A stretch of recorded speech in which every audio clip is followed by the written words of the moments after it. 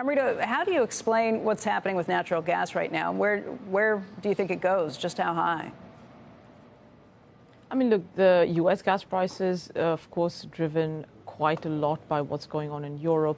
And you are really in uncharted territory, right? There's so much fears about the possibility of further losses in Russian supplies into Europe.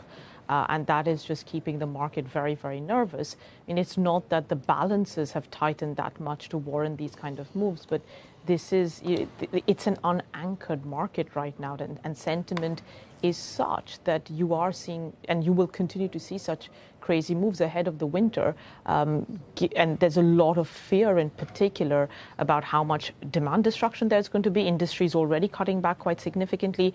But then what if it's a cold winter? What about Rescom heating? And I think all of that is really pushing prices up. Now, in the US in particular, the Freeport outage and the LNG outage is actually bearish for prices because it does mean that US can't really export more gas, and it does allow some more inventory builds in the US itself. But that's really not what the market's focusing on right now. It's all about what's going on in Europe, which is dragging US prices higher. You know, it was just over a week ago that Saudi Aramco was out with its earnings and mentioned that they could be in a position where they're getting ready to potentially produce more, that they were ready and able to do that. And we all took that as a sign that maybe the Saudi government was preparing to do something like that. Now I'm reading this morning in the Wall Street Journal that Saudi Arabia is now signaling that it may actually cut production. What's going on? Are they just messing with us at this point? No, look, I think Prince Abdulaziz has been very clear in terms of what the statement he put out and talked about as well.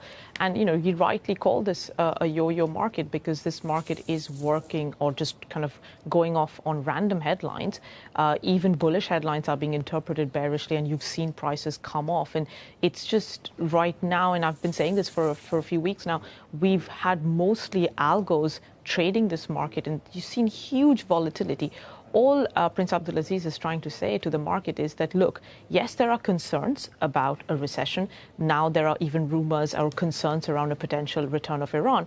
But Saudi Arabia and OPEC Plus will continue to make sure that the market is stable.